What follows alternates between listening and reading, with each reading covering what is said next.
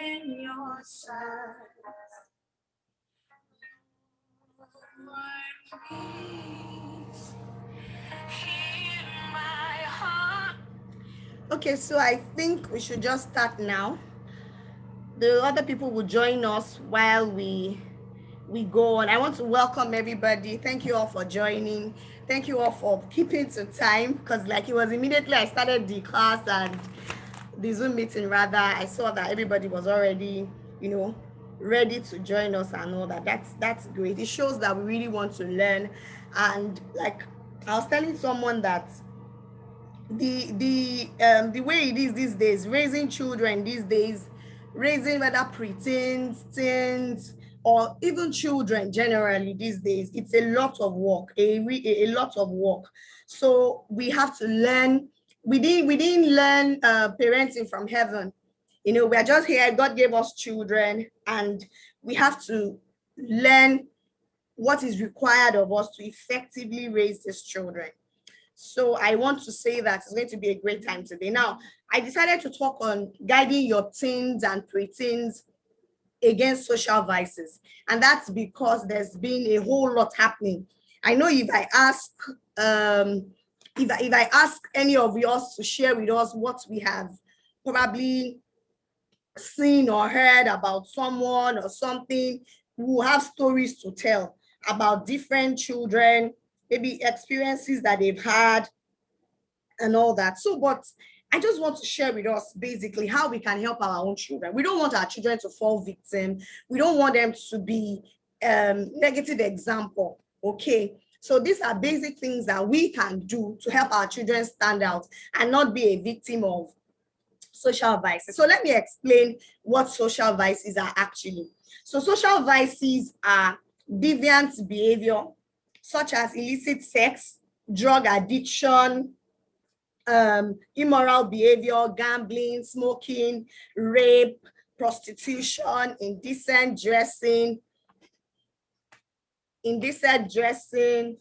examination malpractice, cultism, and the list is endless like that. So a lot of us, we understand these things, but we look at it that how can I raise my child in this environment, in this world where all of these things are like daily things that they do. All of these things are just like normal life. The way it used to be where some people do some things and they don't even want people to know that they do it. But these days, people do it and they are proud of it. Look at that silhouette challenge that was trending some weeks back. And they were proud doing it. You even see mothers doing it. So how do we raise our own children to be different? How do we guide them? So when we look at social vices as it is, we'll see that the major cause of this is peer pressure. It's just peer pressure. Look at that silhouette challenge. Somebody started the challenge and other people started thinking they feel the pressure that they must do it. So that something is trendy or that people are doing something doesn't necessarily mean you must do it. No. But they just, everybody's doing it. I have to put up my own. So it will be somehow that I didn't do my own. So we have to raise our children differently. That when people are even doing something, they know that this is right. Whether as parents, we have to tell them not to do it or not. Now, how do we guide our preteens and teens against social vices? One, you need to talk to them about these vices. Now, we just expect that these children should know what to do.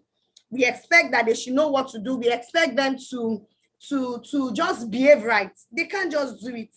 We need to guide them. So we need to sit them now to say, you see what? This is what is happening. There's something called pornography. There's something called sex, premarital sex. There's something called drug addiction. There's something called masturbation. A lot of times parents struggle to tell our children this, especially when it comes to the sexual related things. They feel that, am I not overexposing this child? And maybe subsequent parents' night out, we might actually talk about how to talk about start up sexual conversation with your teens or preteens. And don't see that until maybe the child is a teenager. It's better they hear it first from you. So you sit your child down to say that this is what you need to know. This is all you need to know. So we can do it what their level, what their brain can carry per time. So take, for instance, you have a 10-year-old who is going into secondary school, and this child doesn't understand that People can be introduced into gay. People can be introduced into lesbianism. People can be introduced into prostitution, into drugs. And the child doesn't know that people can be introduced into watching pornography.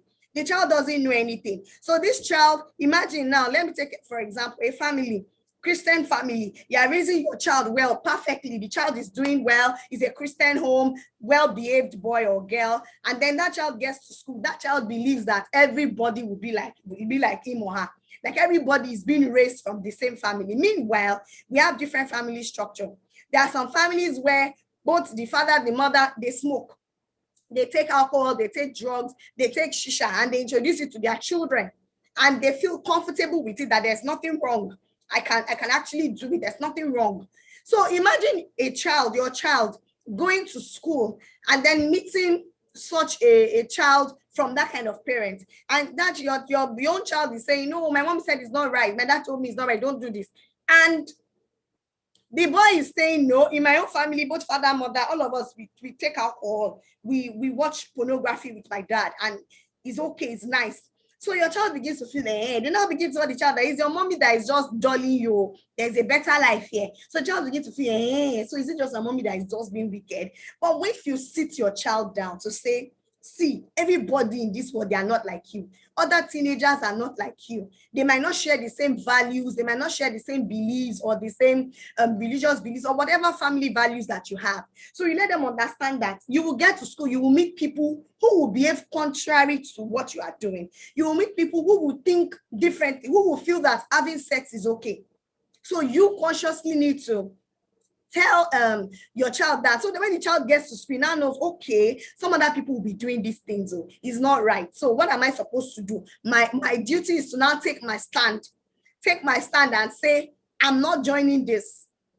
My mommy said it's not right. I have learned it. I know it's not right. So even when somebody else is telling that child that it's right, the child can say, no, I know it's not right because I have been taught. Okay, so we need to explain it to them. And they shouldn't expect that everybody will be well behaved and well coordinated like they are. So number two, I said the first thing, talk to them about social vices. If you have to pick it one by one, if you have to take time, talk about drugs, talk about the negative effects it will have on them. Let the child see reason why they should not do it. Not that mommy is imposing or daddy is imposing it on them. And then two, we need to keep an eye on your child. I know that somebody was saying, last week Saturday, I was training some teachers on child protection and child abuse. And someone was saying that, oh, parents these days, a teacher was saying parents these days are now lazy. And I was like, okay, I think somebody's in the waiting room. Okay, so I was like, is it that the parents are lazy? I don't think they are lazy, or some people might be lazy, but let me also say that I guess there's too much work to do. You know, living in Nigeria, standard of living, everything can be very, what's it called? Can be very expensive and all that with the whole inflation and everything. So, but what we have, so there's a lot of work. Parents have a lot of things they need to do. They have to do work, come back later and all. But we now have to consciously create time for our children because you don't want to gather all the money and your child is into something else. So what am I saying? Keep an eye on your child. When you notice they are indulging in bad habits, or you notice that they're already doing things that this child was not behaving like this before. Why is this child now behaving like this? Quickly address it. We don't wait until something gets out of hand. You don't wait until the thing gets totally out of control before you now say, well, what are we now going to do? How are we now going to handle it? No. All we need to do is to look out for behaviors. When you spot something, call them to order. If you notice that the child is not maybe willing to talk, because sometimes you might be asking the child, I noticed you are doing, or maybe you saw your child watching pornography, or you saw your child masturbating or something. You don't just say, hey, this child, mommy. No, take action. You need to see a counselor. I'm a professional counselor and I've dealt with several cases. I still had one this is February. In January, the mom just went into his room midnight. I think she just woke up and just walked into the boy's room and found him watching pornography. So what is she supposed to do? Take action. You cannot just see that somebody is watching pornography and you just say, don't watch it again. If you watch it again, I'll repeat you, and you think it ends there. It doesn't end there. Because you see, the things about pornography and all these things is it's just better for the child not to start at all. Because the moment the child starts, it's a process, it's a journey, controlling that child and getting that child in order. So you find your child is watching porn, you find your child masturbating, you get to know maybe the child is, a lesbian or something. What do? Seek a counselor, seek help. This one is beyond you. Ordinarily, your own mouth, just talking to the child is not good, it's a sin. It's not enough to help that child. So we don't keep and overlook those bad behaviors and just think that he will stop or I will just pray it will go. We need to seek help. The place of prayer is different. The place of doing the thing we are supposed to do is also there. So number 3, I said, be very mindful of who they hang around with. I made a post sometimes on my social media page and I said that, God, it was a prayer. I said, Lord, please surround our children with friends and adults that will point them towards God. That's a good prayer point. Because who are your children hanging around? It's not just about their friends alone. Even adults, do you leave them with neighbors? Are you the type that maybe when they get back from school, they have to stay with a neighbor before you return? Are you the type that leave your children, they go on holidays? Are you the type that, all of these things, you need to know, what are they doing there? Who are the neighbors? Who are the relatives they are staying with? A neighbor can just be watching pornography and your child is there. And the child is already watching. And that's how a child just gets addicted to things, just like that. So be mindful who you keep them with. And we need to encourage them to be true to themselves. So even when they're in class, they meet with people. When those people have contrary opinion to what they're doing, it is our own duty to teach our child that you are unique, you are special the way you are. All that you know, the things I'm teaching you, all these values I'm teaching you, that's the best for you.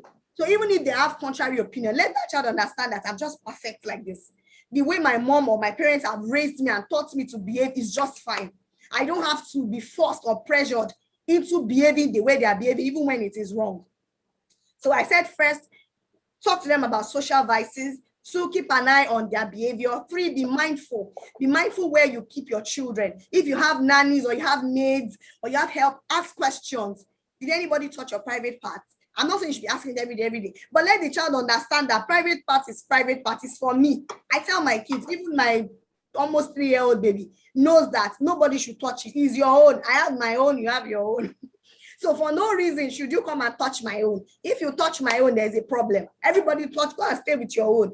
So we need to start teaching them this so that when somebody does something, they can quickly raise alarm and say, oh, mommy, somebody did this to me. Somebody stroked. We've had cases of teachers abusing children. So when we don't pay attention, there's no how we can get all of this information. 4, we need to have control over their internet usage. All of these online classes that we are doing, I know that COVID already started that and they have to do it. And it's good. It's good they do Zoom classes and all that, but we need to control it. Now school has gone back to physical classes and they probably will be having a big online to cover up some things on Saturdays and all that. So what are we supposed to do? If they have online class on Saturday and it's just going to last for, say, maybe 3 hours or 2 hours, something, once they are done, please, they should turn it off. This idea of my child just clocked 10, I want to buy him or her a phone as a gift. You are not doing any good to his arm. I see children 7, 8. Somebody was asking me, so your son does not have a phone. I'm thinking, for what? If I need to be talking to them, maybe I'm at work, I'll buy landline. I'll buy landline in the house. So, I can always call at work. How are you guys doing? Have you had lunch? Things like that. But what is it doing with an Android phone? What is it doing with on Instagram? You see some children, they're on Instagram. It's not like the page is being managed by their parents. It's actually, they are the ones actually managing the page. And all of these things, it's not right. We are not helping that child. They start going on TikTok, they start watching things, visiting sites. That's how they get introduced into porn and all that. So we have to be extremely careful. We monitor internet. Some people in their house, you have in houses now, in fact, some people, most houses now have free Wi-Fi. Everybody has access to Wi-Fi. And children are in their room, they lock themselves up with their gadgets. You don't know what they are doing, and everybody is comfortable. We need to be very careful as parents to checkmate. And once they are done with online class, they should submit all device to you and you keep it somewhere. They only take it back when they have to do an online class and all that. We are only trying to guide them. Another thing is movies. I watch movies. I don't say anything wrong in watching movies, but we need to watch it. I will see children 7, 8, all these preteens, they are watching Korean movie, all this season movie, and they're already crushing on one Kim Hong-gun, I became Hong-jun, and one Jun Jun Jun. Is it bad to watch movies? No. But when you see 8, 7, 9, 6, 5, or 10, even 11, 12, when they are watching Z World, that's how a parent reached out to me. I was telling my 8-year-old daughter, I was asking her what it means to be disvirgined. So she was asking me that she did not know what to say. What should she say? And I was like, you have to go, and so she just avoided the question and moved. I said, you have to go back and address it, because the child heard it somewhere. Maybe somebody said it, or she saw something, or somebody's already saying, come, let me disvirgin you. She heard that word. So you can't deny that that word does not exist. It exists. So you have to go and address what it is and break it to the level of that child, because the child can get information somewhere else. So it's better they get that information from you. So let's be careful the kind of movies they watch, even cartoons. You know, sometimes when I just want to relax, I just sit instead of staying in the room. I could just lie down on the couch and I'm watching cartoons with them. I want to know what they are watching. There are some cartoons that they shouldn't watch. You will see that children these days, they don't want to watch all those Paw Patrol again. There are these cartoons that are like teenagers cartoons. There's one, Alex and something, Alex and something. And you see that they are doing boyfriend, they're kissing, and your 7-year-old is just watching cartoon. You don't know when they will show that particular one, and it just comes up and they're already watching. Your preteens are already watching, and you're wondering where are they learning all these things from. It's from what they are watching, information that is getting into them. So we need to be careful. We need to tell them. So I tell my kids there are some cartoons that teach witchcraft and sorcery. So I tell them, we are Christians, we don't believe in this. So they understand that, oh, we shouldn't watch these ones. When I see Shema and Shai, Sophia Defense, Elena of Apollon, Vampirina, and I'm like, hey, what is all this they're teaching these children? And they say they want to put somebody, there's a genie, they want to put the person inside a bottle, and they are doing all those things. I'm just like, hey, God, save us. Save us. So even when you are dealing with your preteens, what are they watching? They are on TikTok. What are they watching? So we need to limit internet usage for them. And also, number 5, I've mentioned 4 points. Number 5, gain your child's trust. We need to trust. Let your children trust you. Let them be able to open up to you. A parent called me, I think last month, and she was telling me how she had just put her child in a boarding school, and the boy went in September. During that NSAS, they came home, and he was telling the mom that, Mom, I didn't want to go back to that school. What happened? They said that the very first day, as he pulled his clothes, 11-year-old boy in JSS1, as he pulled his clothes to have his bath, the other boys were like, where is your penis this small? Have you not been fucking a lady? That's how they said it. And he was like, this is a boy from a Christian home. Like, we don't even use that type of word. You can imagine. And they were saying those things. Bear in mind, this is a Christian school. So putting your child in a Christian school is not even the thing. The school can be Christianly. They can have Christian culture and styles. But the children that they are bringing there, you know the homes they are bringing them from. So that's why we have to work on our own. So, and he was like, Mommy, they were even saying that that some of them are actually stroking each other's penis and all that. And he was like, he said, in fact, when the mom told me, at that time, she had already taken him out from boarding school, from that school. Said, you're not even going to boarding school again, you're not even going to that school again. And she brought him to a day school close by where she can actually monitor the boy. And I said, what if this boy did not tell you? That's how children get into these things. The child might not tell you. He won't say anything. He will just start doing it. And then you now see that, yes. I told us at the last meeting we had like this, of a girl that I was handling currently. For 4 years, she's been masturbating. She inserts an electric toothbrush in her private part. She's been in it for 4 years. And at a point, she got injured and was bleeding. So as a counselor, I see a lot of things. I see a lot of things from parents, from teenagers. One still sent me a message this afternoon on WhatsApp saying that he's been having sex with one girl for 3 years. And I'm like, and these are children you will see that they look all innocent, they don't know anything, they look all respectful and coordinated, but they are dealing with something. So we need to watch out for our children and look out for where we can also help them. And also, I might not be able to take all of this and all because of our timing, because I still want us to take some questions and all that. But let me still pick a few ones. I want to encourage them to always talk to you. If you can earn their trust, let them talk to you. Some children might be close to their dad, they are not close to mommy. So what are you supposed to do? If a child comes, is close to me, and it tells me this, mommy, don't tell daddy. I can confide in, I don't want daddy to hear. You say, okay, I won't tell daddy. If that thing is beyond what you can handle alone, what can you possibly do? You can tell that daddy, please act as if you did not hear. This one is not lying, it's parenting. Just don't let daddy will behave as if he did not even hear anything. So you and daddy can be brainstorming behind that. Okay, what do we do? How do we help this? What do we do? Okay, mommy is the one that faced the boy as if I'm the only one. Daddy doesn't know. And if it's something you can deal with alone, leave daddy. As far as the child is talking to somebody, it's not the time that parents will now be fighting. This boy is too close to you. Am I not the father too? Am I not the mother too? Is he only you? No. As far as you are getting information from this boy, that's what matters. Whether is somebody else is close, if it's close to the two of you, but you might be free to talk to one person. Let's just ensure that we are getting information from them and we are helping them as at when due. And let's avoid public disgrace.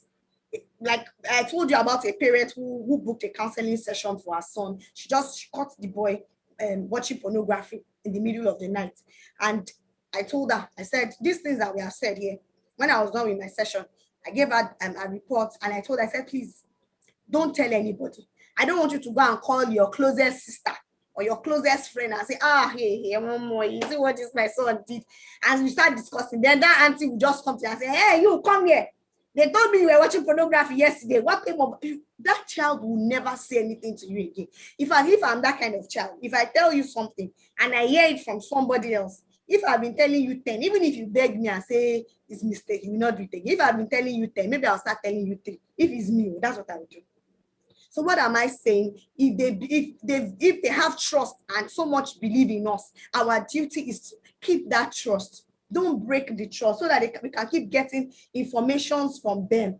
So when don't accuse them wrongly. Sometimes they might not be lying. Sometimes they might be telling, give them that benefit of doubt so that the child will not say, even if I tell mommy that somebody is sexually abusing me, she will not believe. Somebody told us how our uncle has been sexually abusing her for many years, and the mother did not believe. The mother kept saying it's a lie, she's lying for many years. You can imagine how bitter that child can be to the mom over the years that mom, somebody was doing this to me and you didn't believe me. So let's still give them benefit of doubt.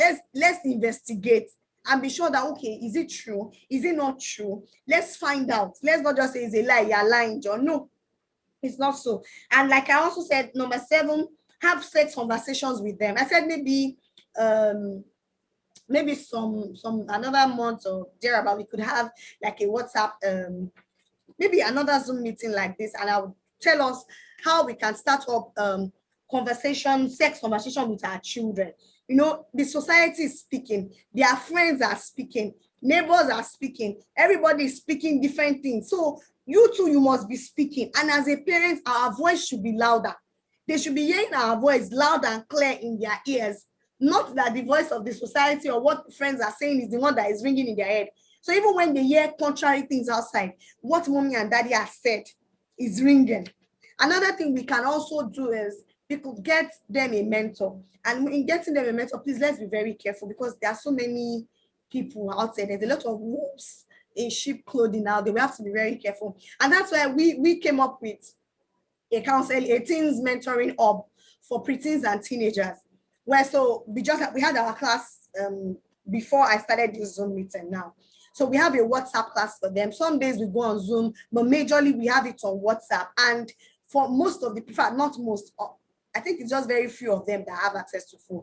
Majority of them, some people even use their parents' device. Some people, they just use that device. Once they are done, they turn it off and drop it. It's just for that 1 hour class every Saturday. So it's not free though, but we just encourage parents to commit. It's just 2,000 naira per month to get that mentoring program done. And they are learning every day. Like this month is the month of love. I just taught them on love, crush, and dating and all that. So when they keep hearing all these things, it's not just that you told them once it has ended. They keep hearing and hearing and hearing. The thing will be sinking and you'll be forming things in the end. And lastly, let me say prayer. I've said a lot. Prayer is also there. Where people make mistakes, we hold on to prayer and we forget other things.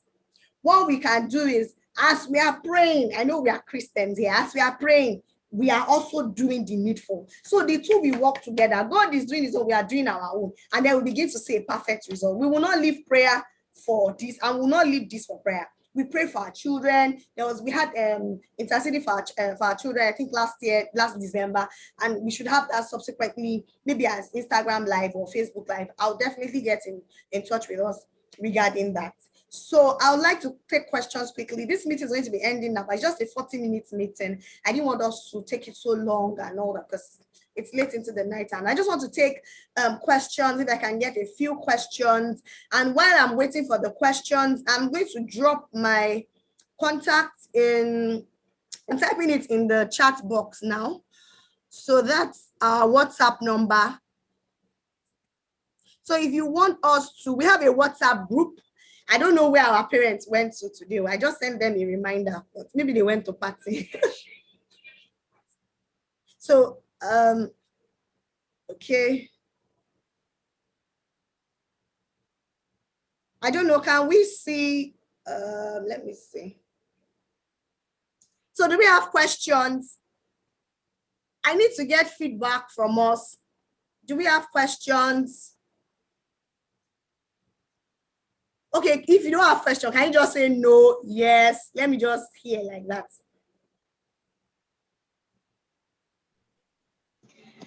I don't have questions. I just want to comment that it's been a good session, and every of what you've said is something that we all I can relate to with my preteen, in that they have exposures on the internet because they have to be in Google Classrooms. They have to do a lot of research. Once you get to secondary school, they do a lot of research. So you can't even take them off the computer, because when you take them off the computer, then they have to write 1,000 words, for example. They'll tell you, I need to do research. And this is a grade 6 student, so like a JS2 student, but they ask them to write 500 words, 600 words. So what I do is I try my best to ensure that I time their session, the time they spend on the computer. Mm-hmm. And exposure in school is also something we are dealing with. So you hear them come to tell you, this is my classmate, she's in a long distance relationship online. Can you imagine? But these are secondary school students, and they tell you, I've told her it's wrong. And she tells me, why is it wrong? And she starts asking you for further facts and evidences to prove to our classmates that this is wrong. So those are the things we are facing on a daily basis. And so this has been a very helpful session.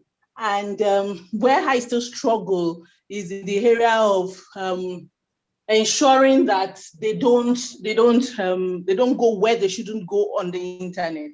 But I think what has been helpful is that there is a place where you can restrict what they can do on the computer. I'm totally in support of don't give phones until they are 13, 14, 15, no phones, because by the time they are 15, they are going to college. So you have to give phones at that point. But before then, before 13, I don't support phones. That's my own position. Yeah. But then the major challenge is really controlling what they look at on the internet. But I think speaking to them early, making them know you can't do this, you can do this, is also very important. So thank you very much. It's a good session. All right. And I've learned one or two things. Oh yeah, thank you so much for that feedback. Okay, so let me quickly say that I just dropped a number in the chat box. So if you want us to add you to, I don't just want to just add people. If you want me to add you to our WhatsApp group, so that group is very quiet. I'm personally one of those people who don't talk in groups. So you can imagine if I'm not a group admin, you can imagine how quiet that group is. So we don't talk. So it's only a platform where we can send Zoom link, or we have a meeting like this, or I want to make a post about maybe something I put out on my social media. I feel that it would we can learn something from it. So that's basically what we do there. It's not that group that people now share birthdays or they now share other broadcasts. No, we don't do that. So that's the number. I'm seeing some new people here. Mr. Olamide Abiodun, I don't know if he's a male or female. So Mr. or Mrs. Olamide Abiodun. So you can actually send me a message on this WhatsApp, on this number. It's a WhatsApp number. You can send me a message after this so that I can add you to the WhatsApp group. So I think I can add all other people. I'm familiar with them, I guess. I think so. Okay, so let me also say that because the meeting will be ending shortly, I have some books for, yeah, you have teenagers on them, but preteens and teens basically.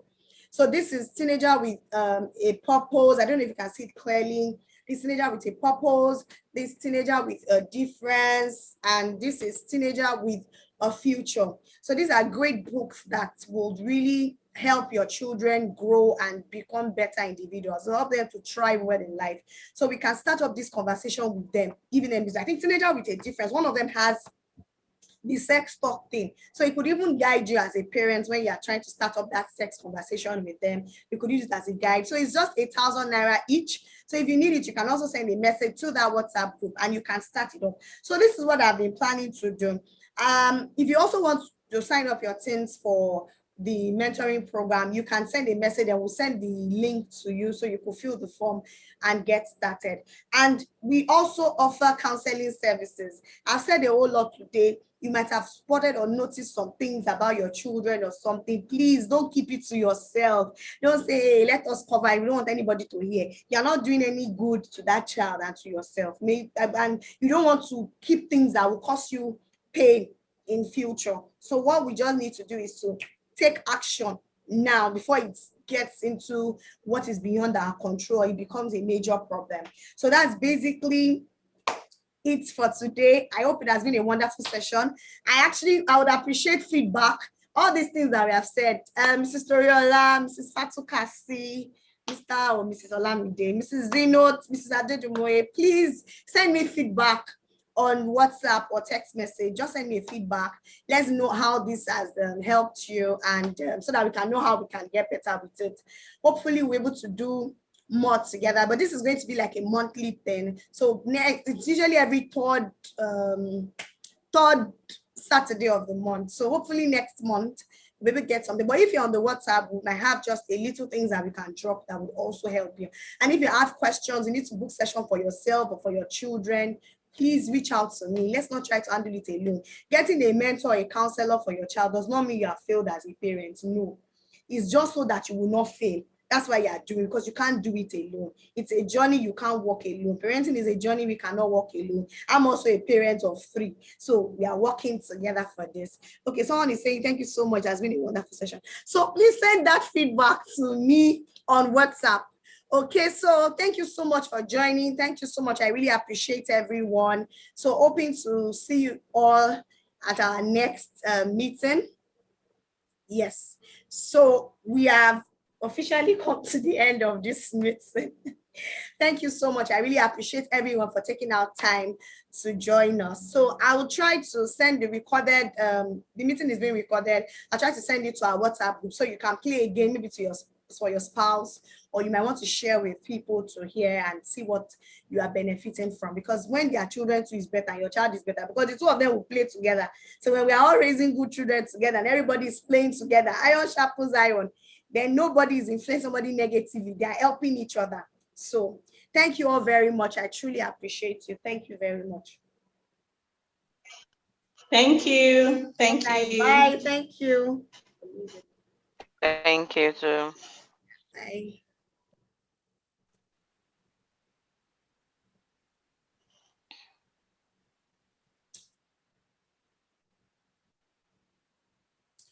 It's our musical.